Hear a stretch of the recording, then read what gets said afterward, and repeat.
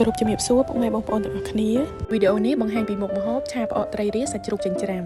ជាដំបូងខ្ញុំយកផ្អកត្រីរារបស់យើងនឹងមកចិញ្ច្រាំជាមួយសាច់ជ្រូកឲ្យបានម៉ត់ល្អរួចទុកមួយឡែក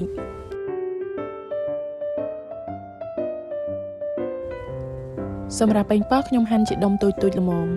ការហាន់ប៉េងប៉ោះជាដុំតូចៗបែបនេះគឺងាយស្រួលនិងរលួយនៅពេលដែលយើងដាក់ឆាទៅជាមួយនឹងផ្អកពីព្រោះថាការឆាផ្អកមួយមុខនេះគឺយើងត្រូវឆាប៉េងប៉ោះឲ្យរលួយសព្វល្អចូលទៅជាមួយនឹងផ្អកទើបធ្វើឲ្យផ្អកឆារបស់យើងមានរសជាតិកាន់តែឆ្ងាញ់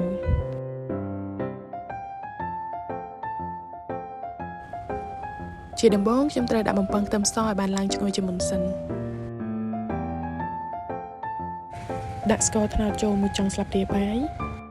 សម្រាប់ស្ករត្នោតនេះខ្ញុំទុកឲ្យឡើងក្រហមល្អសិនទើបខ្ញុំចាក់ផ្អកជាមួយនឹងប៉េងប៉ោះចូល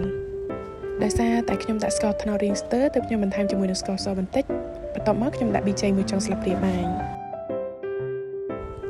យើងត្រូវឆាផ្អករហូតដល់ដាច់ទឹកល្អទើបធ្វើឲ្យផ្អករបស់យើងមានរសជាតិកាន់តែឆ្ងាញ់កំឡុងពេលរងចាំផ្អកដាច់ទឹកយើងត្រូវឆាត្រឡប់ទៅត្រឡប់មកបែបនេះដើម្បីកុំឲ្យផ្អកយើងខ្លោច